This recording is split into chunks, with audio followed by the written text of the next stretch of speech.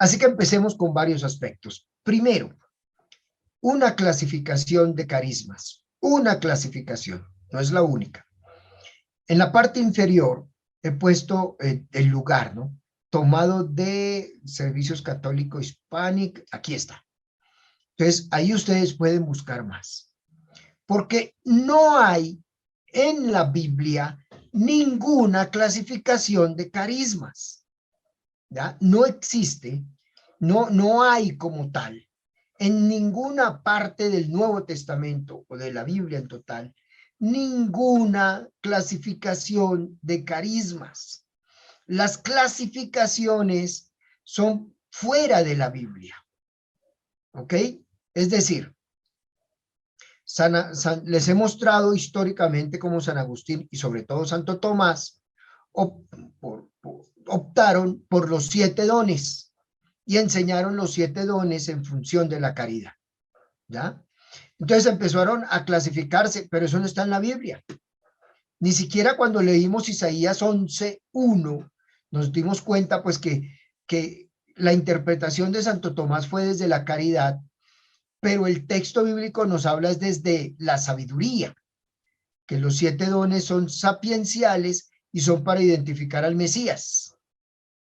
Entonces, originalmente en la Biblia no era así, pero la interpretación ya de Santo Tomás tomó otro rumbo y ese es el que seguimos. Ese es uno de los ejemplos de cómo a veces la Biblia dice una cosa y nosotros hacemos otra. Eso pasa. Pero ¿quién le va a llevar la contraria a Santo Tomás? No pueden, ni menos a nuestros santos obispos que fueron educados con Santo Tomás. No siempre con la Biblia, hasta ahora están empezando a estudiar Biblia. En fin, perdón. Entonces, cuando alguien clasifica carismas ordinarios y extraordinarios, o naturales y sobrenaturales, esa clasificación no está en la Biblia. No la hizo San Pablo ni en ninguna parte del Nuevo Testamento está. Insisto, los carismas no están clasificados, son clasificaciones fuera de la Biblia.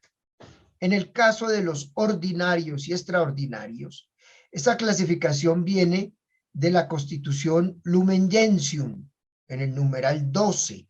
Eso es del Concilio Vaticano II.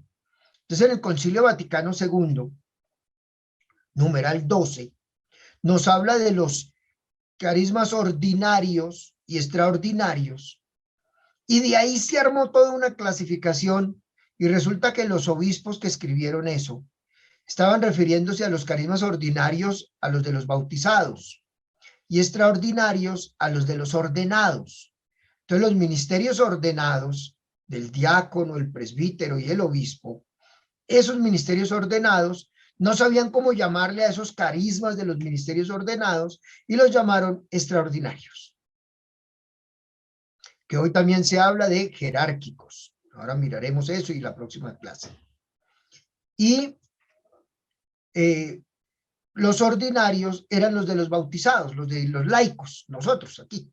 Entonces, eso después se generó unas clasificaciones impresionantes, como el padre Philippe Madre en su libro Los Carismas. Entonces él hablaba de esa clasificación, pero decía, es muy difícil saber cuándo un carisma deja de ser ordinario y pasa a ser extraordinario. Entonces, eso generó una serie de complicaciones peores, porque no ayudó. ¿Por qué?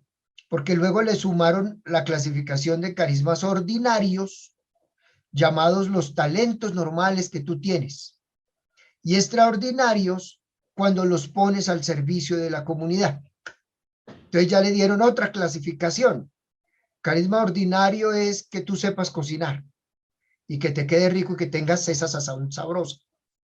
Extraordinario cuando tú cocinas para la comunidad y haces que la comunidad se alimente de eso que tú cocinas. Era como eso, esa clasificación así, y entonces es muy difícil porque dentro de los ordinarios ponían la fe, o dentro de los naturales ponían la fe. ¿Sí me explico? Que cualquier persona cree en Dios, pero ya lo hemos estudiado nosotros a lo largo del curso, como el de la fe es primordial. O sea, está de primero, primordial porque está de primero, o fundamental porque está en el fundamento. Entonces, no, por Dios. En todo caso, esas clasificaciones no ayudaron. Esas clasificaciones causaron más problema. Porque si había una persona que tenía esos carismas que llamábamos extraordinarios o sobrenaturales, pues esas personas tenían como un tratamiento especial y las ponían en un lugar especial. ¿Queda claro? Y era como lo especial. Entonces uno aspiraba a tener esos carismas para que lo trataran a uno de manera especial, obviamente. ¿A quién le gusta que lo traten mal? Entonces los que tenían esos dones ordinarios, dejados de lado, como el de intercesión, dejados de lado. En cambio, el que tenía el de liberación, ay, venga para acá. El de sanación, ay, usted sí. No sé si estoy siendo claro. Esas clasificaciones generaron problemas pastorales muy serios. Generaron problemas pastorales demasiado dañinos, terribles. Pero pues existen y están ahí. Yo les voy a mostrar el camino que se ha hecho, por dónde va el asunto, y ustedes ya tomarán una decisión de clasificaciones. Pero me importa la clasificación en función no de los carismas en sí mismos, sino la clasificación de los carismas en función de los ministerios. En función de los ministerios. ¿Ok? Vamos a ir viendo. Entonces, les voy a proyectar el padre Emiliano Tardif. El padre Emiliano Tardif va a señalar que los carismas se pueden dividir en 3 categorías, pero él dice que esas 3 categorías son de acuerdo al género de utilidad que procuran.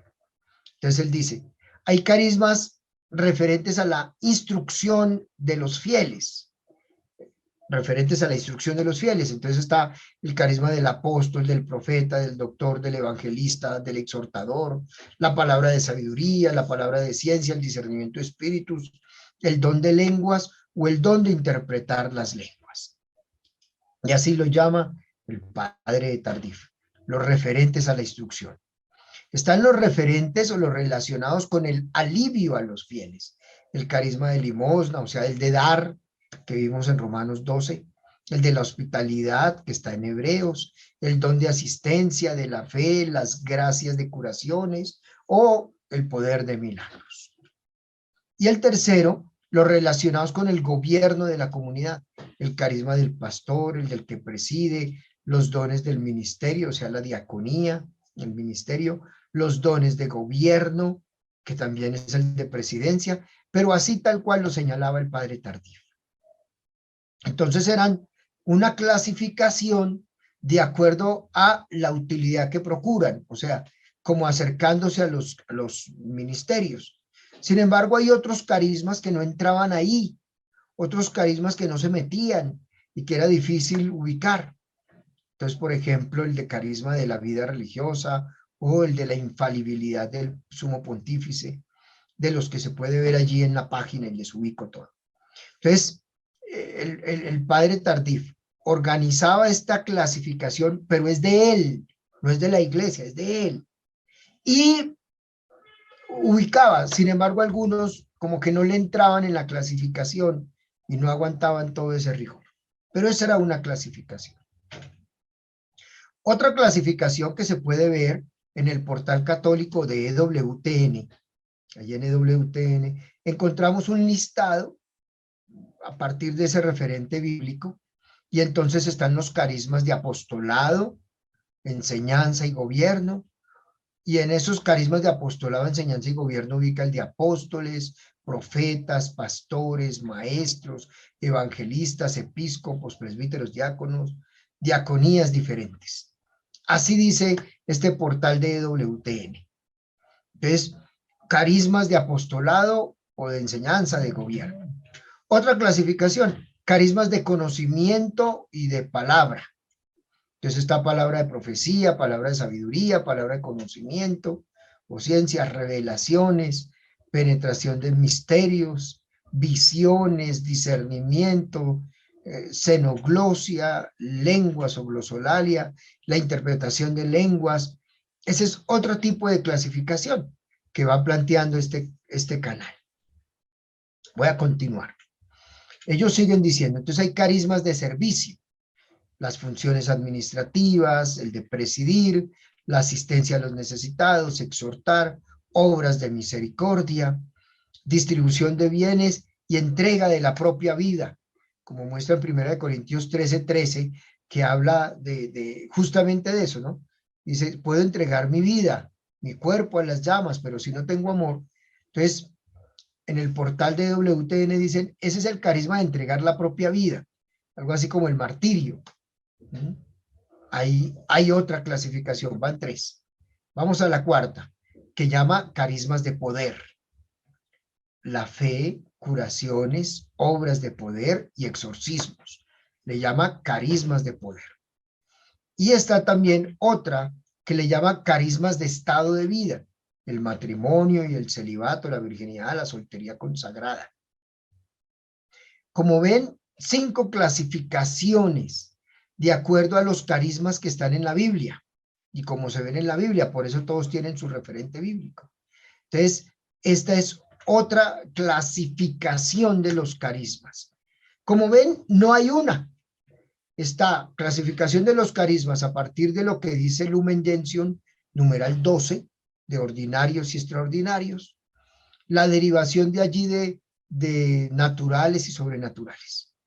Está la clasificación que hizo Tardif sobre el uso que se les dé. Está otra clasificación que hace el portal católico de WTN y con su referente bíblico, y tiene otras 5 clasificaciones. Como complicado, ¿cierto? Pero son clasificaciones. Entonces, esas clasificaciones hay que tenerlas en cuenta. Todas no están en la Biblia no las organiza, pero quiero mostrarles, ya les he mostrado 4, ordinarios y extraordinarios, y su derivado de naturales y sobrenaturales. La propuesta de Tardif, de acuerdo al servicio, al uso que se le dé. La propuesta de WTN, de acuerdo a otra clasificación según el parecer bíblico, pero pues no están en la Biblia clasificados así. Manuel Tenjo, yo hago otra clasificación con base en los ministerios, porque ahora defino los ministerios. Entonces, los ministerios son los lugares donde crecen y se desarrollan los carismas. Esos son los ministerios, allí son de servicio, porque allí crecen y se desarrollan los carismas. Por tanto, varios carismas constituyen un ministerio, ya que están para servir y hacer crecer la comunidad.